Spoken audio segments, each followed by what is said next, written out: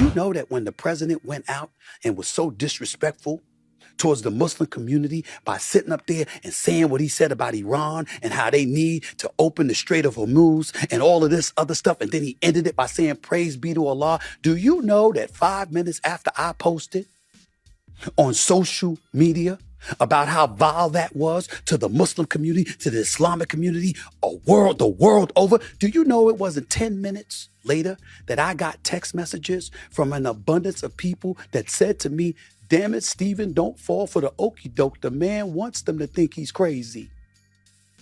He's trying to get a deal done. So it started with this. Who's Bill Maher? So we're in such a legendary era of riding. You know what I mean? We're in such a legendary era of riding. I think this is probably riding's best era. Bill Maher. Jesus Christ. This is one of the biggest glazing sessions I've ever seen. And 2025 has started off with huge glazing because of Donald Trump. Mm-hmm. But it needed someone to go overboard. This is not about having conversations with the other side. This is about how you have a conversation with power and how you relay that conversation with power to people. Mm-hmm. Power needs to be accountable. Mm-hmm. And power has to be accountable because power influences your life. As we are well aware, Van Lathan is highly critical of Stephen A. Smith, and he should be. He's trying to get a deal done. And they know that he's willing to be trifling and ratchet and all of this other stuff because he doesn't want them to think he's predictable. He wants this stuff over, and he's going to get it done in 2 weeks. You wait and see, Stephen. It's all a smokescreen. While he's sitting there talking that junk, cussing them out, going crazy, he wants to be perceived as a loose cannon just to give the impression that he's crazy enough so they can get a deal done. But why don't you tell the truth, Matt Barnes? Because while Stephen A. puts forth commentary such as this on his show, Lathan would decode all of this via his social media. Look how seamlessly he integrates the right-wing talking points into this rant. Pay close attention. He starts by talking about how ugly he thought Trump's Easter Truth Social post was and how disrespectful it was to Muslims. His instincts are right. It was all that. But then this goes somewhere else. He talks about how after he criticized it, he got calls that seemed to exculpate Trump, casting his disgusting truth as a genius negotiating tactic. According to Stephen A. Smith, Trump is crazy like a fox. On that note, just a friendly reminder. These are common sense things. Okay, answer this question. Sure. Name one Republican presidential candidate you would vote for over Barack Obama. I don't want to say he's over. speechless. I'm never speechless. I will say this, though. I would strongly consider Mitt Romney for one reason and one reason only. The man knows how to make money. What I dream is that for one election, just one, every black person in America vote Republican. Are you really thinking about running for president? Is this something you think? Listen, I've been. I have no choice because I've had elected officials, and I'm not going to give their names, elected officials coming up to me. I've had folks who are pundits come up to me. I've had folks that got a lot of money, billionaires and others, that have talked to me about exploratory committees and things of that nature. I'm not a politician. I've never had a desire to be a politician. But here's the reality. People have walked up to me, including my own pastor, for crying out loud, who has said to me, you don't know what God has planned for you. At least show the respect to the people who believe in you, who respect you, who believe that you can make a difference in this country, to leave the door open for any possibilities 2 to 3 years down the line. And that's what I've decided to do. He has claimed to be approached by some, but what I will tell you is this, okay?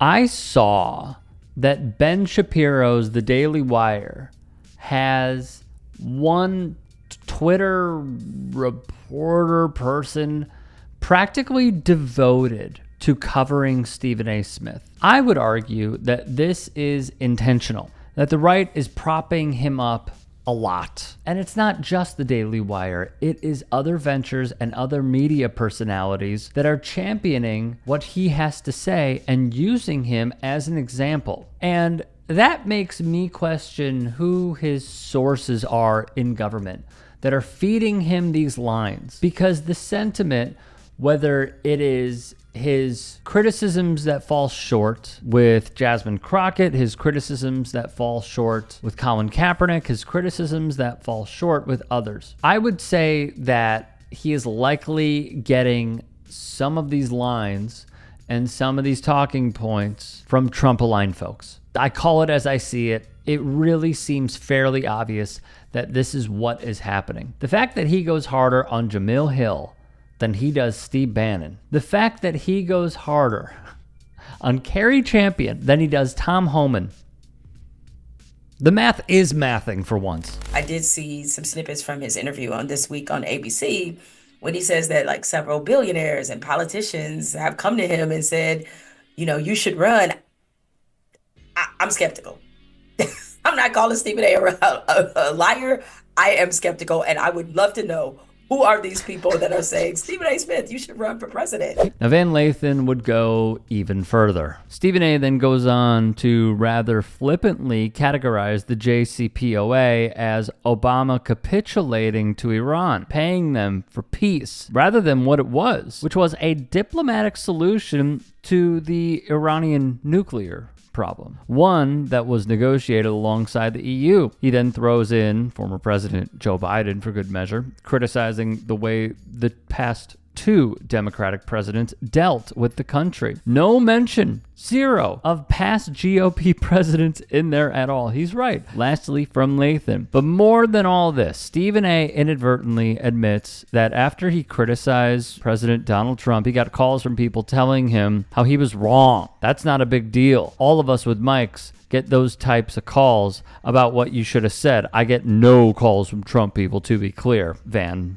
would go on to say. What is a big deal is that Stephen A. Smith seemed to regurgitate what these people told him to say. It seems, in all caps seems, that the information he was given, he then repeated without much examination. He seemed to admit here that the calls he gets kind of make him say stuff. I close with this. We have seen too many examples at this point on why this man should not be taken seriously. Stephen A. Smith, of course. I keep looking up because the Champions League is on. Stephen A. Smith, of course. And I don't know how many more examples we need. Like, if you're going to say Trump is relatable because he went up against the justice system, that's just flat out absurd. He said that he regrets his vote for Kamala Harris. He has said that in lieu of Jimmy Kimmel and Brendan Carr coming down on him, you know, sometimes you got to navigate the waters a little bit and you got to adjust. What you're telling me is